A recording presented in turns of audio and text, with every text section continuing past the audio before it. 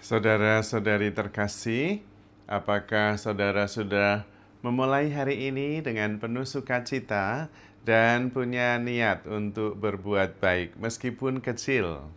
Semoga Tuhan memberkati niat baik saudara. Mari kita hidup sepenuhnya hari ini, karena hidup sangat menakjubkan. Hidup itu begitu indah dan menakjubkan, namun tidak semua orang bisa merasakan dan mengalaminya. Bahkan banyak orang merasa hidupnya penuh dengan penderitaan. Sebetulnya tidak semua orang mengerti bagaimana caranya hidup, tetapi mempunyai keyakinan palsu bahwa saya tahu bagaimana harus hidup.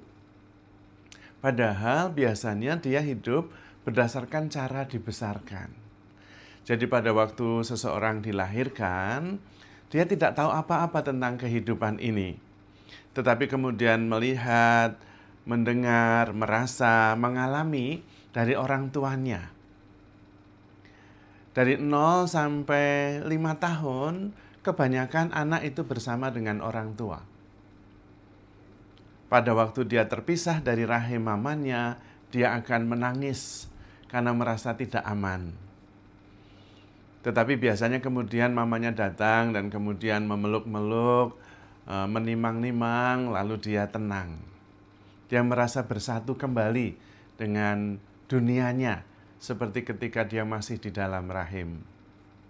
Tapi sekaligus juga dia belajar, kalau dia menangis, ternyata mamanya datang untuk menghibur. Maka kemudian dia menangis. Menangis menjadi bahasanya yang pertama. Karena dia mengerti bahwa menangis itu ajaib. Menangis ternyata mendatangkan mama. Mendatangkan rasa aman, perlindungan dan kasih sayang. Maka itu menjadi bahasa pertama seorang anak. Itu yang dipelajari. Namun pada suatu ketika, mamanya juga mengerti ini anak ini nangisnya beneran atau nangis meminta perhatian. Dan kadang-kadang meskipun menangis, mamanya lagi sibuk atau juga mengatakan dia cuma mau mendapatkan perhatian, nanti saja. Maka kemudian anak belajar, ternyata tidak selalu. Tidak selalu kalau menangis otomatis mamanya datang. Lalu kadang-kadang dia menggunakan amarah. Nah, kalau amarah ternyata mamanya juga mau ikut. Ya kadang-kadang seperti itu. Tapi itu sebetulnya adalah proses belajar dari lingkungan. Tidak tahu sebetulnya yang sebenarnya hidup itu seperti apa. Dan karena itu cara menghayati kehidupan ini macam-macam sekali. Dan bersyukur kalau kemudian dia memproses itu kemudian menjalani kehidupan secara normal. Yang sebetulnya juga normal pun itu tidak bisa diukur menurut siapa ya, karena beda-beda ukurannya itu. Namun yang paling penting adalah kesadaran bahwa hidup itu sebetulnya harus belajar terus. Tidak otomatis dan tidak yakin bahwa kita itu tahu. Maka perlu saat-saat hening, kemudian saat-saat menyadari, kemudian saat mencoba untuk mencari kebenaran. Sebetulnya hidup itu mestinya bagaimana? Mana yang benar, mana yang sebetulnya itu ilusi. Ilusi itu bukan berarti tidak ada. Ilusi itu tidak seperti yang semestinya. Tidak seperti kenyataannya, itu ilusi. Seperti misalnya Fata Morgana. Fata Morgana itu ada, tapi seperti misalnya melihat air, melihat danau, tapi itu di padang pasir. Nah, itu adalah ilusi. Ada, tetapi tidak seperti kenyataannya. Nah, dalam hidup kita banyak sekali yang sebetulnya ilusi. Ada, tetapi tidak seperti kenyataannya. Misalnya, kalau kita mengatakan bahwa ada sesuatu benda atau sebuah entitas yang 85% itu air. Kira-kira itu cair atau padat? Kalau 85% itu cair, air. Pasti mengatakan cair. Tidak solid, tidak padat. 85% air. Nah, itu salah satu contoh. Anda dan saya itu 85% itu air. Apa kita ini ya cair? Nah, itu ilusi, nah, namanya ilusi. Banyak hal dalam hidup kita ini banyak yang tidak seperti kenyataannya. Juga dalam memandang kehidupan ini. Bahwa saya dan saudara saya itu terpisah. Saya dengan yang lain itu sungguh-sungguh terpisah. Padahal ya tidak juga. Karena nafas yang diambil itu sama. Kita nggak mungkin terpisah sepenuhnya. Dan sebetulnya tidak ada batas kesadaran antara saudara saya dan saya. Kalau batas fisik iya, tapi batas kesadaran nggak ada. Lalu sebenarnya ada satu kesatuan. Nah, banyak hal dalam hidup kita ini tidak sebetulnya kita mengerti persis seperti keadaannya. Dan karena itu kita perlu terus-menerus belajar. Juga misalnya, khawatir tentang masa depan. Banyak yang di antara kita itu merasa itu wajar. Menurut saya nggak wajar. Karena apa? Lah masa depan tuh nggak ada kok. Tidak pernah ada orang yang sampai pada masa depan atau sampai pada besok. Nggak pernah. Begitu besok sampai jadi hari ini. Nah besok itu berarti nggak ada. Lah nggak ada kok membuat khawatir. Nah itu seperti itu. Kekhawatiran kita itu biasanya dasarnya nggak ada. Ilusif. Tidak seperti kenyataannya. Kalau kita bisa menyadari bahwa yang ada itu sekarang ini, yang hidup ini yang ada ya sepenuhnya sekarang, tidak perlu terbebani oleh kekhawatiran yang belum tentu. Nah, di situ kemudian kita bisa menghayati kehidupan ini dengan konsentrasi lebih penuh. Dan pikiran kita kemudian banyak yang berkurang, yaitu kekhawatiran yang tidak perlu. Biasanya khawatir memang tentang masa depan, dan itu kan ya menurut saya meskipun biasanya dianggap normal menurut akal budi kita, tapi itu juga cara kita dibesarkan, sebetulnya menurut saya tidak normal. Tuhan sendiri mengatakan, jangan khawatir. Apakah dengan kekhawatiranmu kamu bisa menambahkan usiamu 1 jengkal saja? Enggak bisa. Itu Tuhan yang mengatakan khawatir tuh nggak ada gunanya gitu. Kalau kita sampai nggak jelas ya nggak tahu lagi. Tuhan tuh mengatakannya dengan sangat jelas. Tapi pikiran kita itu terus punya argumentasi. Biasanya karena menggunakan data lama. Kemarin, wah itu. Nah, kali ini kan lain lagi.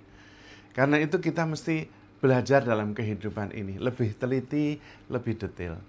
Tuhan mengatakan, the truth will set you free. Kebenaran akan membebaskan engkau.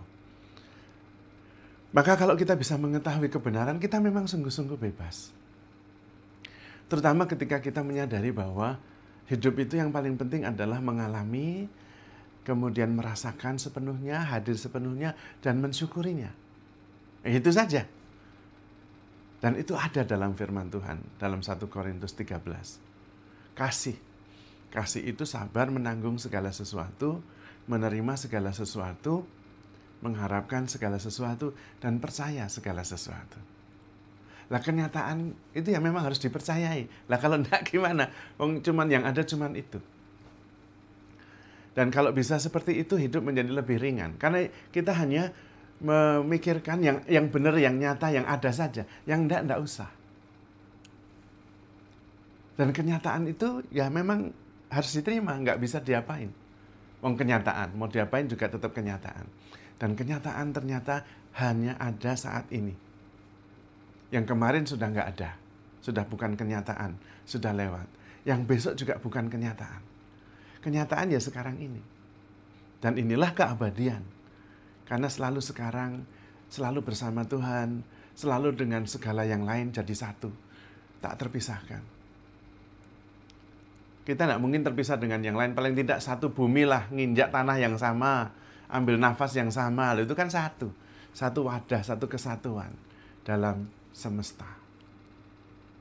Nah, kalau bisa menghayati kesatuan, keutuhan, persaudaraan, kasih, dan juga keabadian bersama Tuhan, hidup ya sudah menghayati dari saat ke saat dengan penuh rasa syukur dan sukacita, memberi yang terbaik, kemudian berpikiran yang positif, selalu digerakkan untuk kreatif, memberi. Nah, dengan sikap seperti itu, kita hidup lebih ringan, lebih penuh syukur, tentu penuh sukacita, tidak terbebani oleh masa lalu, tidak juga dikhawatirkan oleh apa yang belum tentu. Dan kemudian hidup menjadi sangat sederhana.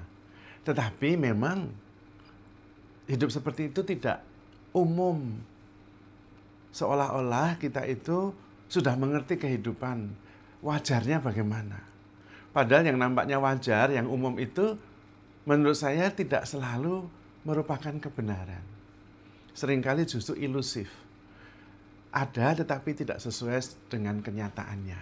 Dan karena itu membuat kita susah. Maka ketika kita bisa menghayati dari momen ke momen, dari saat ke saat bersama Tuhan, mensyukuri setiap anugerah dan hidup sepenuhnya, kesusahan sehari cukup sehari saja, maka ya kesusahan sehari itu tidak berat-berat amat. Tapi kalau seluruh beban kehidupan kita dipikirkan saat ini juga, waduh ya memang berat. Maka mari kita belajar hidup dengan cara sebetulnya sadar dan mencari kebenaran, mempertanyakan, self-inquiry, mempertanyakan benarnya itu gimana.